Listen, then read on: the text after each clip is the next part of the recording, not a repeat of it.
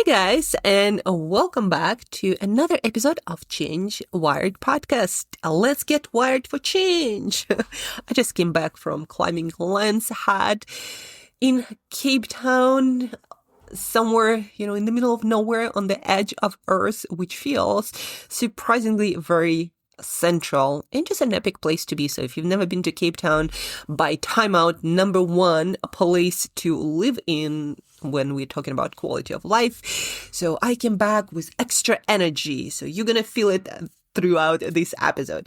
Guys, my name is Angela Sharina. I'm your host, executive coach, leadership coach, culture transformation consultant, obsessed with behavioral science no matter what I do.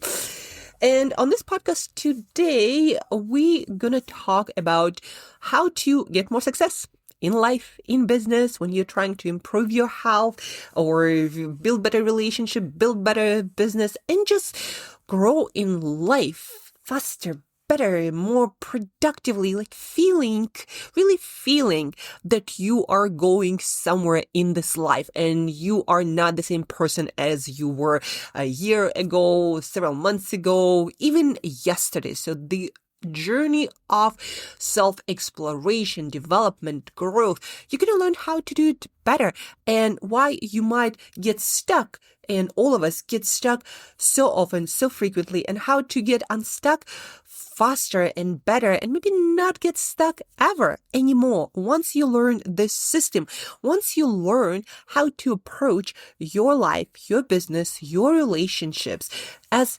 experiments, as the map, the path that is unfolding in front of you as you go. Like imagine fog and really thick fog.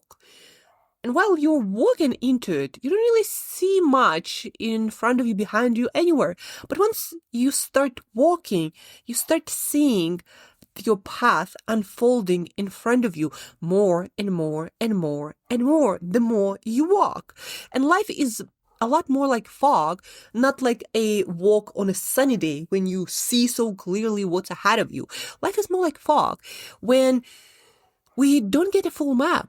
We might want to go, there was a glimpse of this vision or that direction and that destination, but we don't ever get to see the full map. And sometimes we get the feeling, this fooling or feeling that is mirage, not true, that we have a map, that we know how it should be unfolding. We know how the map looks, when in reality, we actually don't. And it's more like a mirage. So how to navigate life where you don't know much, and how the sense or our feeling or perception that we know how the life should go, how it actually makes us get stuck in life and in business and in relationship and everywhere is a stubbornness that we know, and therefore we don't accept the things as they are, but instead we're stuck in our own minds. And I promise you, you're going to get a step-by-step solution. And once you apply it to your life and to your business, things will start moving. Now, I don't know where they're going to be moving. Nobody really knows, but they will start moving in the direction where you actually want to go. So let me explain. I went for a hike this Friday morning, is when I'm in Cape Town, I usually do. And on the way back, I got to talk to this amazing individual. His name is Sean. And we started talking about, we haven't seen each other for a few months. And I told him, the major thing that I took away from this trip back home to Russia is this realization about how life actually works. It works one step at a time, and we never have a full map. It's more like, I see this treasure somewhere in that direction. I want to go there. I know what I want to do, what I want to build. I have sort of sense the future that I want to create, but we never get a full map. And it's like, again, walking in the fog. And to cut the long story short, he said, well, how did you come to realize that? When did this switch or shift in beliefs happen? And I thought to myself, I'm like, it didn't happen like a change of belief or mindset of some struck of, I don't know, revelation or some God's inspiration. It was nothing like that. It actually was that I set an experiment and I decided to test it. What I kind of knew might be the case, and I decided to test it.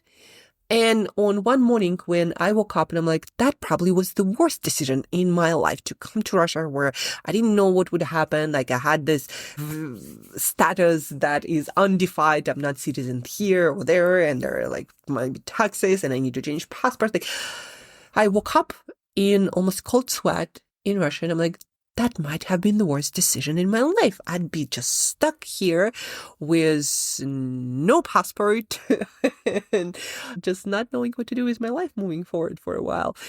But instead of that, I'm like, I believe that I can find a solution when I just dedicate myself to taking it as it comes, one step at a time, and I can figure it out. And by the end of this summer, I'm going to be back to Cape Town climbing Lion's Head again. And I said the experiment, and because we are walking with you here, Sean, it worked. And so now I'm a believer, not because my belief got stronger somehow, but because I said the experiment and it worked, just like it did many times ago. This time, I consciously set this experiment out. I decided I'm going to figure it out, and I decided I'm going to take it one step at a time, and I decided that I'm going to let go of the rest, what I could not control, like what's going to happen in the tax office or in the passport office and all of that stuff. I did not have any control of how those things would go, but I knew that I believed that if I took one step at a time, there is a solution because I wouldn't have this strong desire if there wasn't. So I decided to trust the universe do its part as well. And it worked. And here, I want to jump into a business realm, guys. Do you know Netflix? You probably watched it at least once. Mark Randolph, one of the co-founders of Netflix, has this saying, don't fall in love with the solution, fall in love with the problem. So when they started Netflix, they wanted to create a different experience, delivering that kind of entertainment in a more convenient way for the consumer, for us, right? For the entertained. And Blockbuster at the time, they had this video rental stuff and it was a hustle. And if you were late, you had to pay these fees and all of that stuff. And they thought to themselves, there gotta be a better way. They didn't think, we're going to create Netflix, the streaming stuff, and in the future, we're going to dominate the whole industry. No, they just thought, there is a problem, and I think it could be done better. And they fell in love with that problem, and they keep delivering on that better and better and better. And again, they're not focused on delivering specific solution. They are very passionate and focused on solving this problem, delivered entertainment in the most convenient, fast way possible for the consumer, for us, that is. And being an entrepreneur for a while and among entrepreneurs, among startups, and also having in my network and coaching people who achieved success, who are sort of on the other side of entrepreneurial success, I watched it again and again and again that people, entrepreneurs and business owners and leaders who succeed, they succeed because they also fall in love with the problem, with the destination, so to speak, and they let go of how it's going to unfold. They have some sort of plan, but they're fully prepared to abandon the plan once they land, so to speak, in reality, in real world, here and now, and the terrain changes. And the plan that they have doesn't match this terrain, then they follow the terrain or the reality. They follow the problem. Navy SEALs have this saying, when you have a map and you land and terrain is different, basically the actual environment, you follow the terrain, not the map, because the map is a fiction. Terrain is reality. And so very often we focus so much not just on the destination, the goal, but also on how we focus on the solution. Like, it has to go exactly this, step by step, and there has to be no problems in our way. I figured it all out. I read the best books and listened to the best experts, and I asked my super duper friends in startup or entrepreneurial environment, and we have all the solutions necessary, so we're just gonna execute it flawlessly. And if you've been alive, that's not how life unfolds. You always get stuff that you don't expect, challenges, the problems, also the good stuff, and everything and anything in between.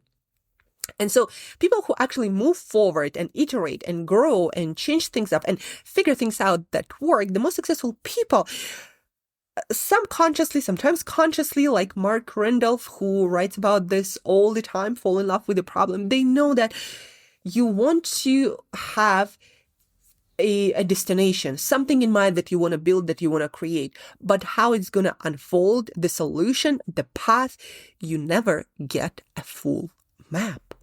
Just like walking in the fog.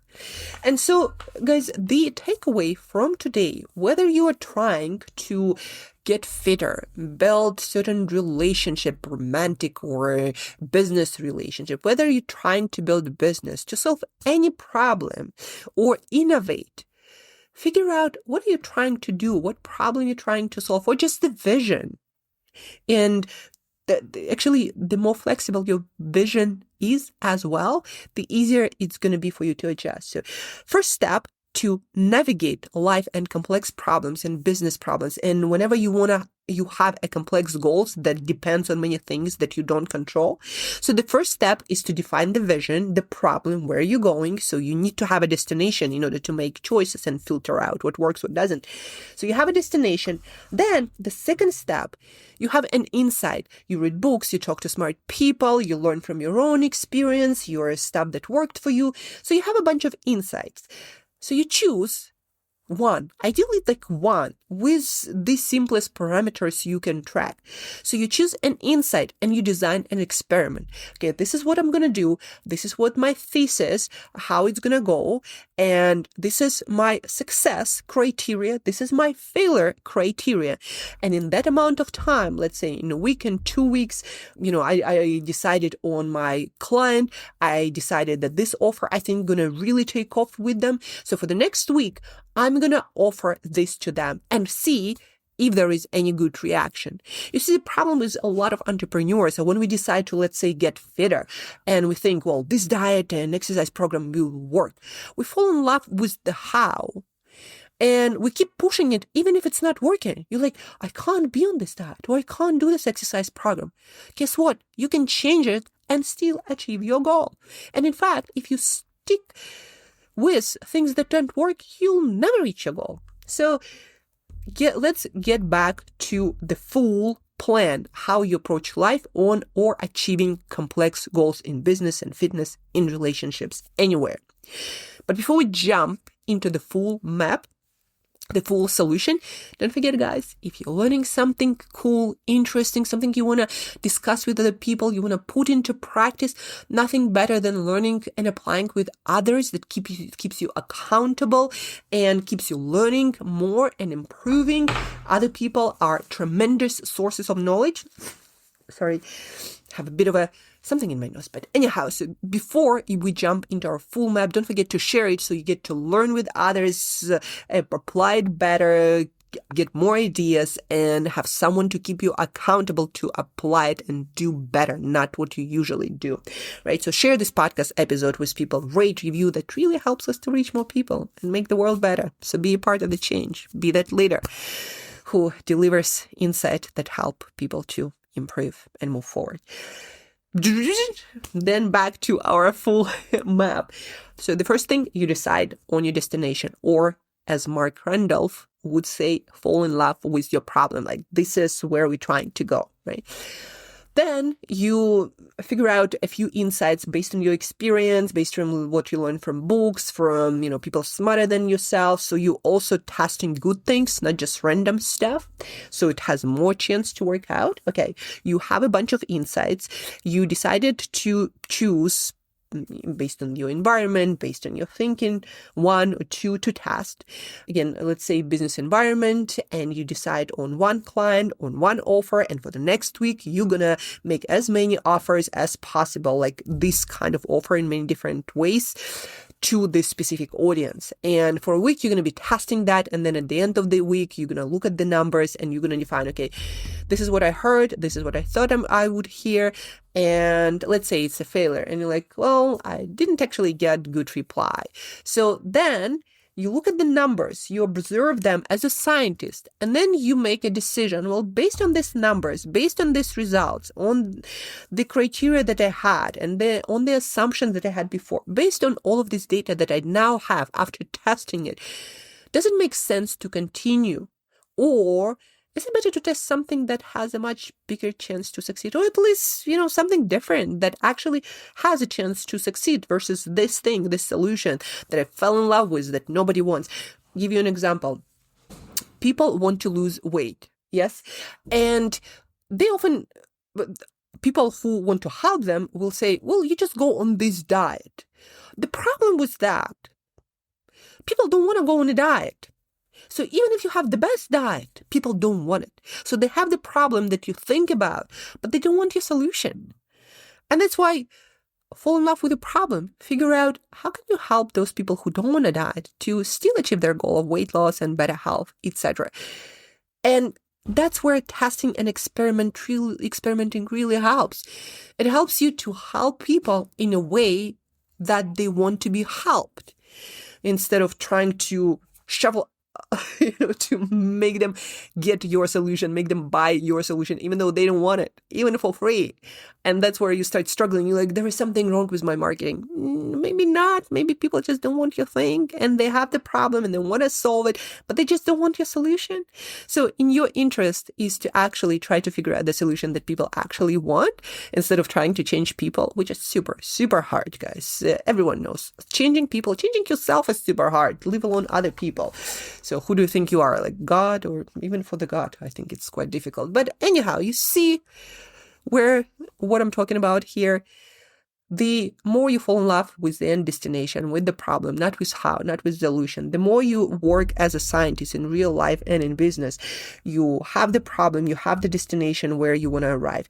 You design a bunch of tests and you run one test at a time, and you get your insights. And through testing and rapid experimenting, that's what Lean Startup is also all about, you observe and you find the solution, and then now you try that solution again, and if it works again, you now have a really good chance that this solution is something that can work in real life, not just in your head.